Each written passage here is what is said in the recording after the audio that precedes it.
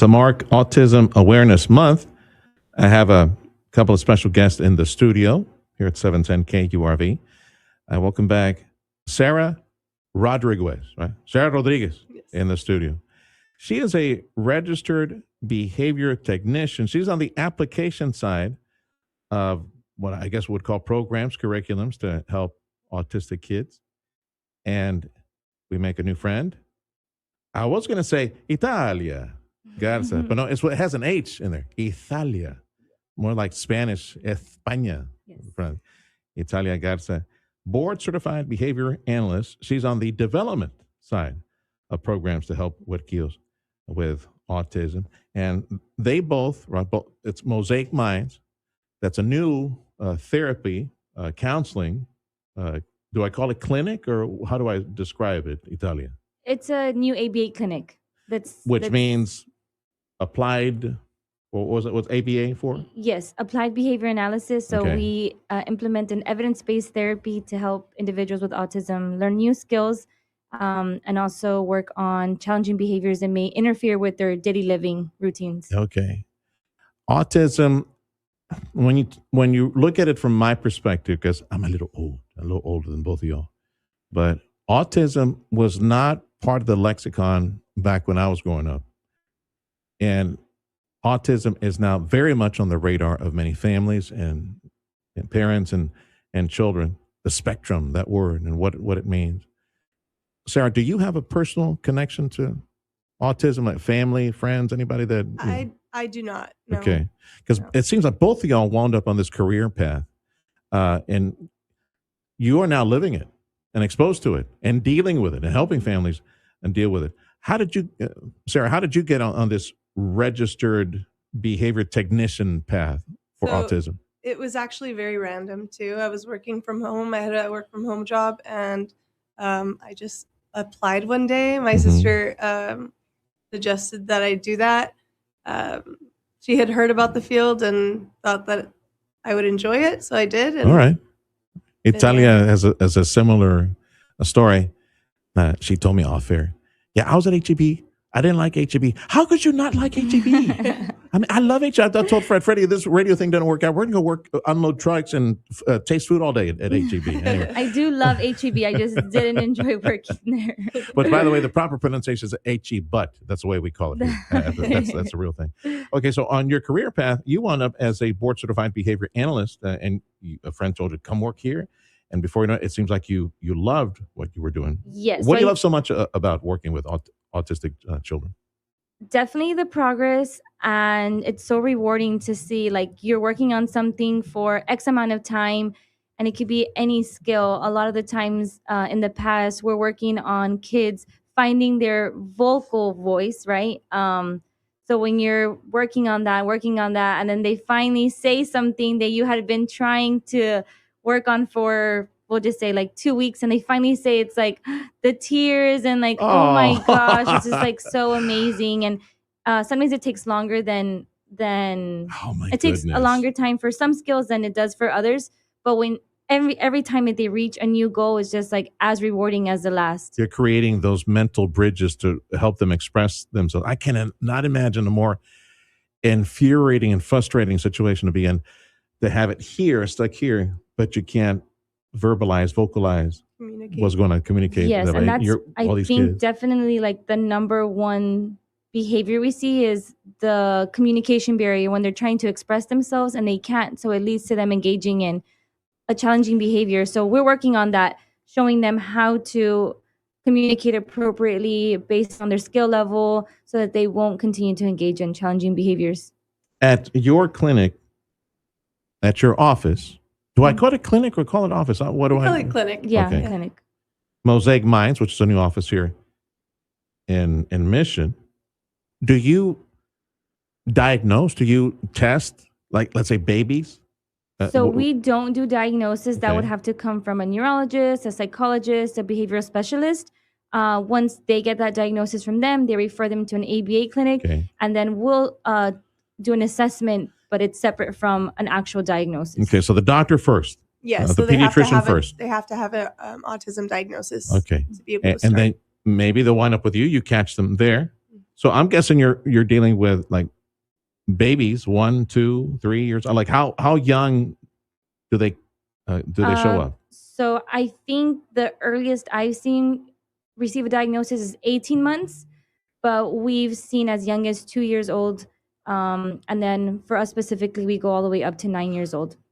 Are there standard mark? By the way, that's Italia Garza. She's BCBA. She's a board certified behavior analyst when it comes to autism. Sarah Rodriguez is a registered behavior technician for autism. Their location is in Mission, Mosaic Minds. They of course deal with the children that have been referred by doctors and providing therapy. Mostly, I would imagine for communication, providing therapy for these children with autism. Are there misconceptions, Sarah, related to autism that you want to address on this Autism Awareness Month? There are, I think, plenty of misconceptions when it comes to autism. And I think a lot of times what people struggle to understand is how wide the spectrum actually is. We hear people refer to it as a spectrum, but being in that, being in it every single day, you really do see like from kids who can't vocalize to kids who can 100% speak, other kids who are using iPads to communicate, other kids who struggle with social skills, or other kids who struggle with eating. It's There's so many different things that go into it, and so in the field, a lot of times they think like maybe we're just working with them all day long at a table. I've heard that before, like, they're just working 8 to 5 at a table and we're just forcing them to do, work, but that's not really what it is. It's a lot of naturalistic, play-based. We use their natural settings and like natural play to teach them the skills that they need to learn. So Let's say you receive a baby that's, year and a half, 2 years old. Are there some standard common behavior markers that are very, for all children? Like, I don't know, could be emotion based, eye contact, things like, are there standard markers for all children that have autism? Yeah, so we have a assessment that we use to guide us in developing these goals for them, right? And in that assessment, it covers things as early as making eye contact, making requests, babbling, and these are all things that the assessment will show like these should be happening between 0 to 18 months, and then the assessment will then progress into a next age group, right? And that next age group, your child should be doing X, Y, and Z, right? So the assessment will kind of will provide us with the information related to these developmental milestones. So as you work with these children, Sarah, you're on the implementation side of programs. Like, take me through a day. Like, what does that look like, sound like in dealing with children? Because the objective is correcting or providing correcting behavior or tasks, I would imagine. reducing challenging behaviors that might interfere with their daily living. So a lot of that, like Italia was mentioning, is a lot of challenging behaviors that we see can come from children not being able to express what it is that they want or need or what they're feeling. And so we try and redirect them from the challenging behavior to then give them tools to be able to communicate in a more positive way. So that might look like us, providing them different options and asking them to point at what they want. Or for the verbal kids, we'll give them an example. We'll model how to request an item and wait for them to do the same thing. Just things like that. So a typical day, they would come in. We work with different kids throughout the day, but it's always one-on-one. So one therapist to one child all day long. And for example, they'd come in, they eat breakfast. We work on eating skills, things like that, using a fork instead of your hands, putting the food on a plate, stuff like that. And then we'll transition them and we'll start to pair with them, meaning just continuing to build rapport with a child. And then just provide them options of what they kind of want to do for the day, like what kind of toys they want to engage with, things like that. when they choose those things, then we use those things that they're already motivated for to then start practicing the skills like requesting. Mhm. So we know that they want this toy really bad. We're going to kind of move it over a little bit and have them request it again, or request to be all done with it, things like that. And so that's pretty much like all day. And then we have multiple kids in the clinic. And so we also work on social skills, sharing with each other, doing group circle time with music and dancing and things like that. As I ask you if you could peg a percentage number and say we're 75% successful, 90% successful, is that fair, or is the success rate in helping these children to cope and come back into society and come back to school and family life and just regular, as we refer to as, or I guess would refer to as regular behavior, is all that just based on where they are when it comes to, I'll use the word spectrum again, because I would say each kid has different goals. So one kid's goals and what we hope to see from them in 6 months or a year or 2 years is going to be completely different from the next kid. Mm-hmm. And so we work to meet the little goals one day at a time. But absolutely, I mean, we see success every single day. I better mention this because I'm north of 10 minutes in our conversation.